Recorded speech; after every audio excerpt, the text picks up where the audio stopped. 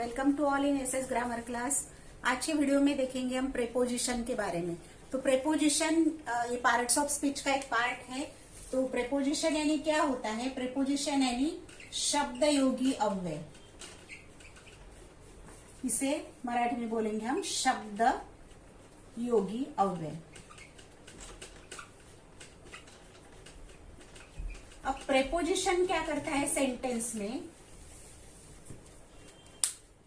ये नाम या नाउन के या प्रोनाउन के पहले रखा जाता है और इसका ये क्या बताता है, दो नाउन और दो प्रोनाउन के बीच में क्या रिलेशन है, या सेंटेंस में जो भी अदर वर्ड्स होते हैं उनके साथ में क्या रिलेशन है, ये हमें प्रेपोजिशन बताता है। और उसके तीन पार्ट्स हम देखेंगे, टाइप्स देखेंगे हम प्रेपोजिशन के।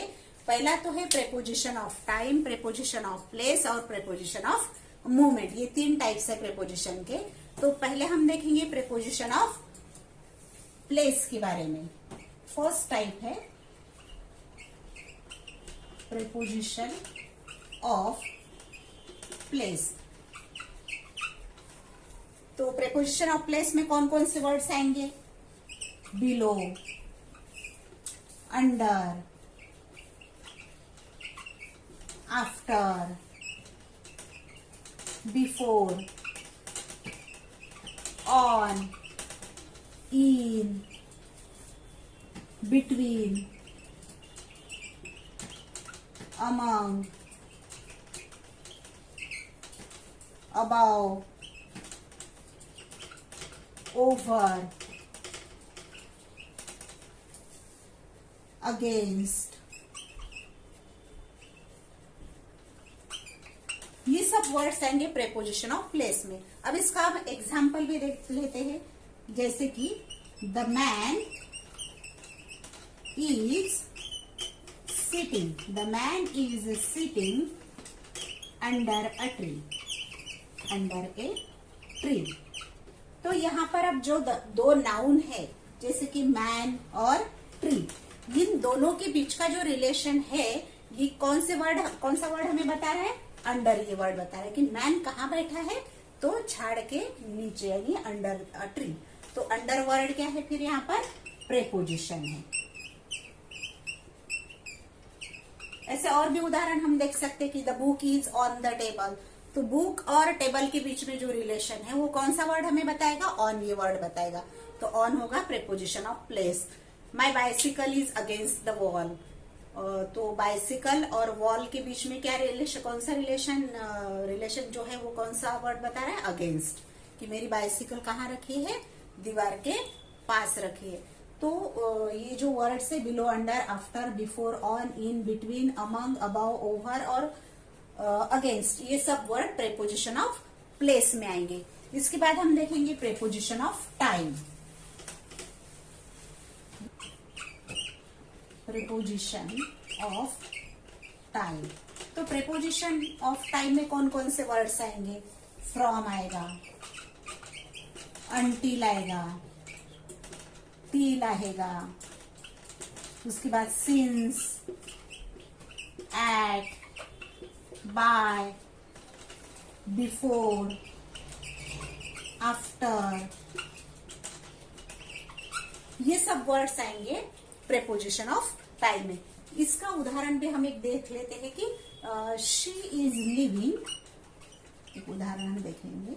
She is living in this colony, she is living in this colony since क्या बता रहा है हमें? टाइम के बारे में। सिंस 1978, कि वो इस कॉलोनी में रहती आ रही है। कब से रहती आ रही है? सिंस 1978 से वो इस कॉलोनी में रहती आ रही है।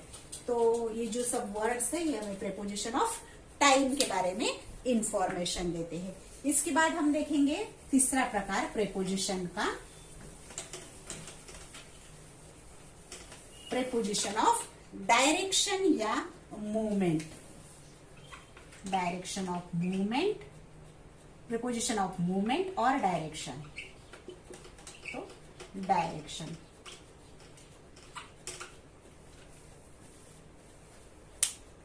तो प्रेपोजिशन ऑफ मूवमेंट और डायरेक्शन क्या करता है, हमें उस पर्सन की या थिंग की मूवमेंट के बारे में बताता है।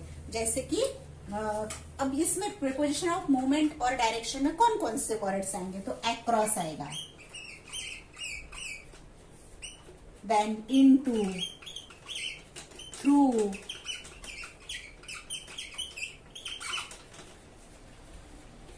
अबाउ,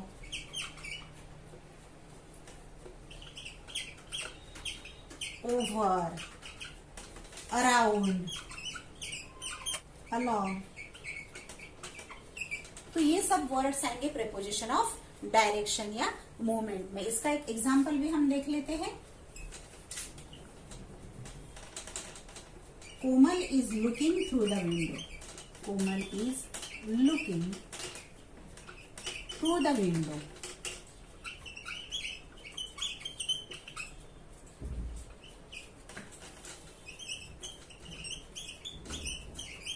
या he is going across the river, across the river। तो ये जो है ना through, Komal is looking through the window, कि विंडो से वो देख रही है, he is going across the river, वो रिवर के उस पार जा रहा है, नदी के उस पार जा रहा है।